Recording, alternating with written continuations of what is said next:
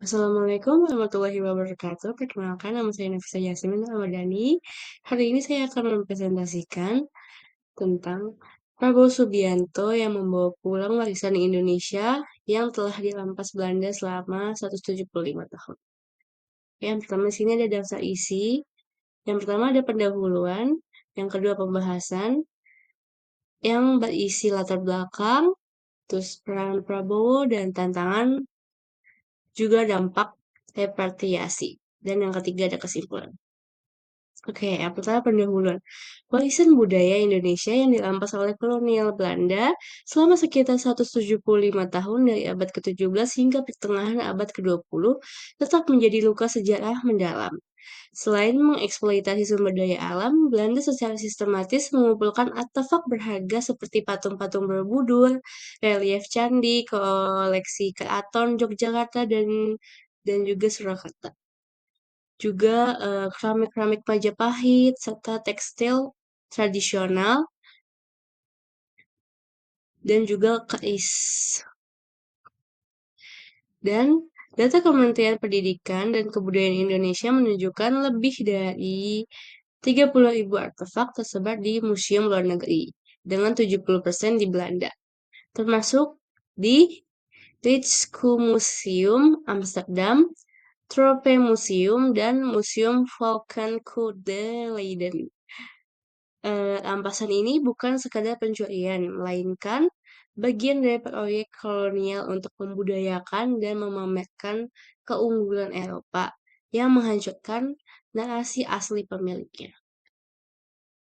Dan yang kedua, selanjutnya ada pembahasan. Yang pertama, latar belakang sejarah rampasan warisan Indonesia oleh Belanda. Kolonialisme Belanda di Indonesia dimulai dengan pendirian VOC pada tahun 1602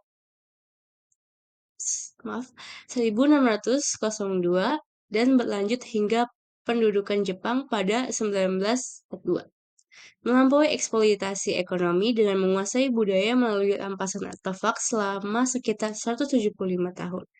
Sebagai bagian dari proyek pembudayaan dan pameran kolonial, Belanda secara sistematis mengambil benda seni seperti di bawah kultur Stilsel pada tahun 1830 sampai 1870 yang memaksa rakyat pribumi menyerahkan artefak sebagai pajak atau hadiah. Contohnya, selama pendudukan Inggris pada tahun 1811 sampai 1816, Stamford, Stamford Raffles mengumpulkan ribuan item dari Jawa dan Bali yang sebagian dibawa Belanda. Dan yang kedua, ada Prabowo Subianto dalam repatriasi. Prabowo Subianto sebagai Presiden RI, mantan Menteri Pertahanan, dan juga mantan Panglima TNI menjadi advokat utama repatriasi artefak budaya Indonesia dari Belanda melalui pendekatan diplomasi militer, politik, dan budaya. Latar belakang militernya membangun jaringan internasional, sementara sebagai putra Soeharto, ia memiliki kredibilitas nasional. Pada tahun 2022, ia memimpin delegasi ke Belanda dan bertemu Perdana Menteri Mark Rutte dan Direktur Rijksmuseum menekankan pengembalian sebagai dan Prabowo menekankan pengembalian sebagai kewajiban moral untuk memperbaiki hubungan bilateral. Dan selanjutnya ada tantangan dan dampak repatriasi. Tantangan repatriasi warisan budaya Indonesia dari Belanda melibatkan aspek hukum, geopolitik, dan sosial budaya yang saling terkait. Secara hukum, Belanda bergantung pada prinsip bona fide acquisition dari era kolonial. Meskipun artefak sering diambil tanpa izin dan Konvensi UNESCO pada tahun 1970 mendukung klaim Indonesia namun tergantung pada kesepakatan bilateral.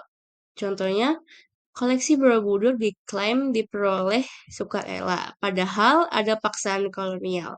Diperburuk kurangnya dokumentasi Indonesia akibat perang, sehingga eh, itu menjadi tidak bisa diklaim dengan gampang.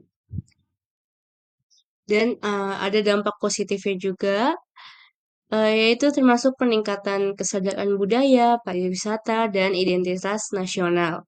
Seperti memperkaya Museum Nasional di Indonesia, juga di tingkat global. Inisiatif inisiatif ini mendorong diskusi dekolonialisasi museum mirip dengan Prancis dan Jerman terhadap artefak Afrika. Dan yang terakhir ada kesimpulan.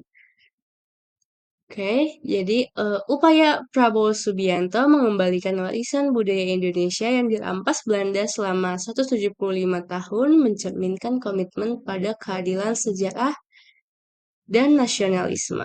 Melalui diplomasi, beberapa artefak berhasil dipulangkan sebagai langkah awal penyembuhan luka kolonial ke depan.